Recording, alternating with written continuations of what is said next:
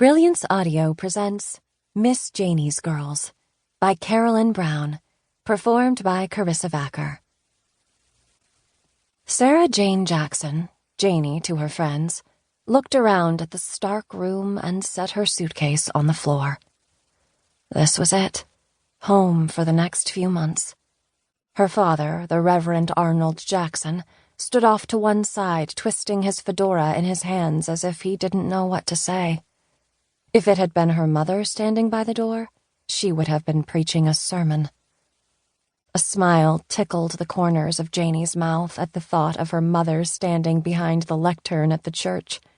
Her father was the preacher at a church in Whitesboro, Texas, and her mother was supposedly the dutiful wife who submitted to his every whim. Yeah, right. When they got home from church, it was her mother, Ethel, who ran the show, and nobody crossed Mama. Janie was pretty close to convinced that the devil himself was afraid of Mama. If Mama said that Janie had disgraced the family, then by damn she expected the girl to bow her head in total shame and hide under the bed for the rest of her life. Too bad Janie didn't feel the same way about that, or about thinking a cuss word. There was no changing the fact, though, that if Mama said Janie was going to a maternity home until the baby was born and then giving up her bastard child, then Daddy would bring her without an argument.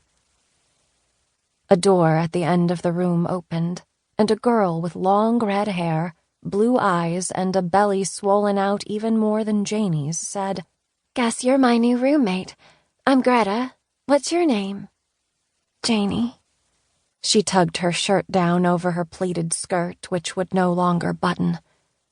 "Okay, then." Janie's father settled his hat on his head and glanced at the door as if he couldn't wait to get out of the room. "You get this over with, and we'll discuss where you'll go after it's done. Your mother thinks you might do well at Aunt Ruthie's place." Her mother had harped on what would happen to her if the family's good name was ruined, and that they needed to get this over with and never mention it again. This always brought a sneer to her face, and never once did she call it a baby. The world would come to a complete end for sure if anyone should learn that the preacher's daughter was with child. Not even her mama said the word pregnant, except in whispers. And heaven forbid that any God-fearing Christian would tell a girl that there were ways and means to have sex and keep from having a baby. There'd been so much tension in the house that Janie had considered running away. If she just disappeared, then Ethel could claim that someone had kidnapped her daughter, and everyone in town would bring over tuna casseroles and homemade desserts and commiserate with her. Janie was so deep in her own thoughts that she forgot about her father and the new girl, and suddenly everything seemed very awkward. "Why Aunt Ruthie's place?" Janie asked.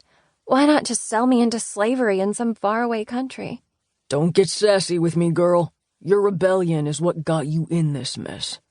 He glared at her. "There's worse places than Birthright, Texas." Janie inhaled deeply and let it out slowly, counted to 10, and bit her tongue. So her father thought that was a bad place, did he? Well, she wasn't about to tell him that she'd rather live with Aunt Ruthie than her mother. "You'll be taken care of." Arnold Jackson seemed to be trying to fill the heavy silence in the room more than comfort her. "And the child will have good Christian parents to give it a good home,